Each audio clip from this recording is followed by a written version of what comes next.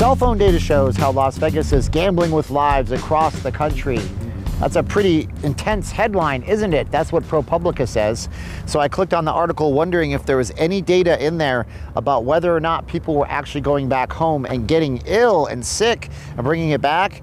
And guess what? There totally wasn't. So I'm going to talk about that right now. We're going to pose the question of the day in the video. Leave us a comment. Do you think that Las Vegas is taking the big risk, and do you think we're going to be the outbreak of the rest of the country from here on in? I'm interested in knowing what you have to say because people are coming here. This article proves it, but what else does it prove? Not much else. It does point out an important fact about how we are sharing the data because we can't get to the end of a conclusion if we don't have data. Bad info, garbage in, garbage out. It's an old computer term from when computers used to use punch cards. If you put bad data into a program, you're going to get garbage data out. So do we have good or bad data? That's what we talk about today too. Is it safe for you to come here? We're going to touch upon that as well. That's the Silverton behind me right there. I'm on a dirt mound right now. This one here is a retail development and they stack up this dirt and it's a neat little place to get a good view of the Silverton. And it's not really a bird's eye view, but you get the neat little panoramic I thought I would show you. My name is Steven. Like, share, subscribe to the videos. I am not leaving Las Vegas. I'm a Vegas blogger. Hit the comments notification in the box. Do you hate these kinds of little clickbaity titles? Because I don't like them very much, but I always try to take something positive out of them. That's just the lesson for life that I taught myself. Always try to take something positive out of life, even if you feel like you lost some time along the way, because there's always a good thing to look at. If you guys like the videos, head on over to Patreon. You guys can be in the credits of the videos if you guys want to do that.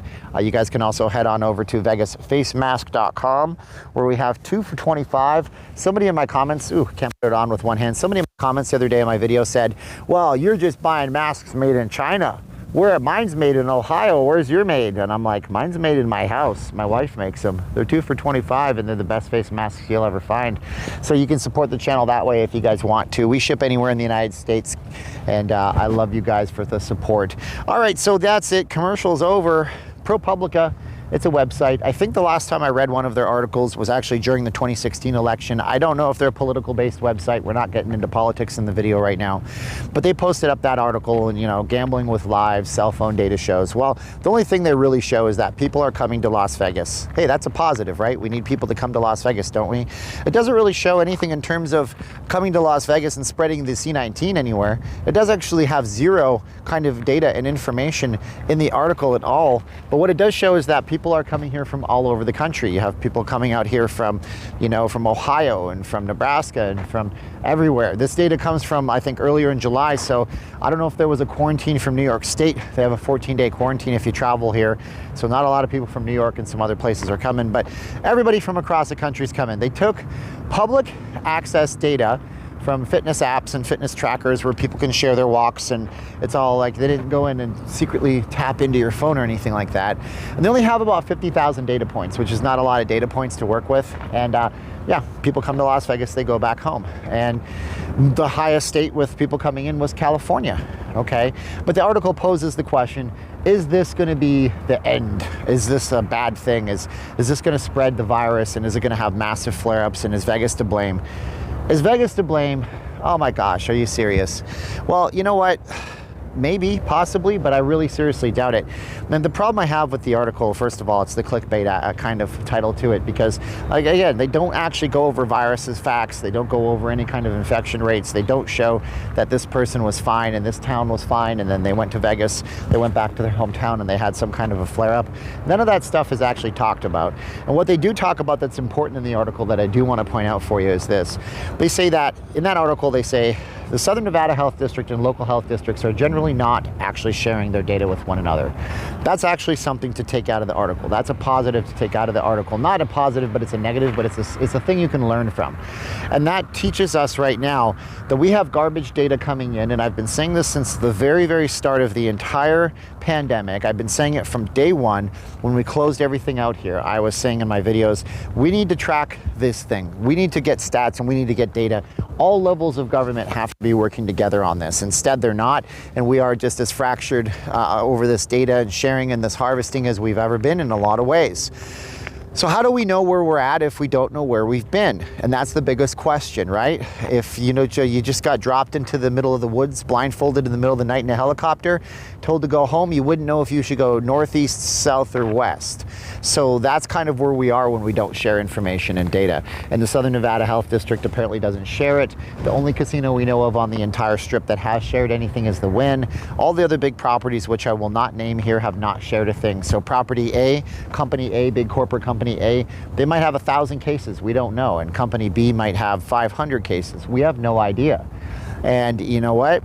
Without that information, we can't make informed decisions about whether or not we travel to Las Vegas, and we certainly can't write informed website articles that says crazy things like gambling with lives as people travel to Las Vegas from across the country, because the truth is, we are open in Las Vegas. A lot of people are making decisions not to come here, and that's respectable, and if you decide you don't want to come here, that's one thing. But if you do decide you want to come here and you wear a face mask and you use your hand sanitizer and you don't expect the experience in Las Vegas to look identical to what you experienced in August of 2019, okay, well, you come into town and you take a calculated risk. A calculated risk. Everything you do is a calculated risk. Whether or not you get out of your car at the bank and you stand in line at the bank in a bad part of town, at the ATM at 8 o'clock at night when it's dark out, that's a calculated risk. If you come to Las Vegas and you walk down the wrong street, you go off the strip, off the beaten path, depending on where you are, it's a calculated risk. In your hometown, you take these risks all the time. When you go camping and you jump into the water and you don't know how deep it is, calculated risk. But we are taking a calculated risk to come to Las Vegas. One thing is for certain though, one thing these folks never think about when they do these articles, that's a total shame, is they don't think about anything other than the strip in Las Vegas. I'm thinking about the overall health and well-being for a state of people not to say the entire state, of a group of people who live in a town, who have made their way and made their lives for a very long time and made a home for themselves. I'm thinking of the thousands of people that have still been furloughed at buildings like the Silverton behind me, and I'm thinking of the entertainer, not the David Copperfields of the world, although I'm sure he sees a financial shift too. Remember, wealthy people have financial shifts as well.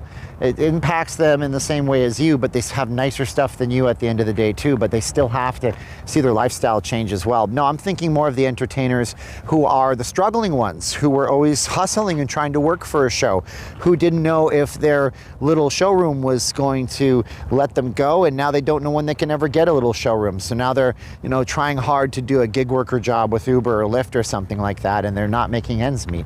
I'm thinking about all those people and all those stories, which is something that I don't think these articles ever look at. They just look at how to kind of exploit a thing, and when they talk about another shutdown in Las Vegas, we need to shut her down. They're not thinking about all that. And that hurts me because I live out here and I love this town. And I don't want to see anybody suffer and I don't want to see anybody struggle, but at the same time, I don't want to see anybody getting sick. So it's really a hard way to look at it. You can't shut it down for another 6 weeks. It's impossible. The casinos would not have the money to survive. There'd be a literal fire sale. People would just, they wouldn't come back, and even if they did come back, they wouldn't come back and think it was any safer. They'd still have that whole trigger shy, who knows what's going to happen type of thing, type of vibe with them. So the people that are here right now, that are coming in right now, they're actually keeping the city alive in a sense. It's like it's on life support right now. It's like a fighter in the 12th round just trying to keep its knees up so it doesn't fall down and lose the fight entirely, and maybe it wins on decision. I've used that analogy before. But ProPublica, you didn't teach us anything we didn't already know. We know that people are coming to Las Vegas. What you did remind us, though, is that there's no sort of sharing of information back and forth in Las Vegas to other parts of the country. Maybe we need that kind of stuff. Maybe we need to ask casinos to voluntarily, ask guests to voluntarily track. If the guests voluntarily tracked and the casinos voluntarily tracked and we shared some more information, the moral of the story is we'd have a much bigger idea of what's actually happening when it comes to tracking this down and pinning this down and making it better for everybody. If you stayed at the Wynn and you're from Utah, and they voluntarily tracked you with your permission, and then the Wynn called you up and said, we had some person that was in the hotel that tested positive, and you might want to test yourself, and then you test positive in Utah, we can trace it back to a hotel in Las Vegas. And that's really what we need. I know it sucks. I know it sucks, but if I was in that situation, would I do it? Heck yes, I would. Because why? Because there is something called the overall greater good of the people. I'm not talking from some weird, left of socialism, communism stance. I'm talking from a whole, we're a culture. We need to survive. We need to do better. and we need to do better, and I just want us to do better, and that's it. So that's my video today about ProPublica, clickbaity titles. We're tracking data, people are coming here, but we're not tracking the right kind of data. What do you think in the comments below? You tell me. It's an intriguing idea, all the stuff that I slung out there today. If you guys want to support the channel, there's of course Patreon. You also have VegasFaceMask.com, the only 2 masks you'll ever need. You notice mine hasn't fallen off the entire time because they just hang around your neck. It's very cool. And if you already bought some, maybe you share them with somebody else. Give us a good review in that post. Now's the time of the video where I get real close. It's real hot out here, real bright here. Hopefully the video looks okay today. I say 3, 2, 1, click. Are you ready? 3, 2, 1, and thank you for watching. I love all of you. Click!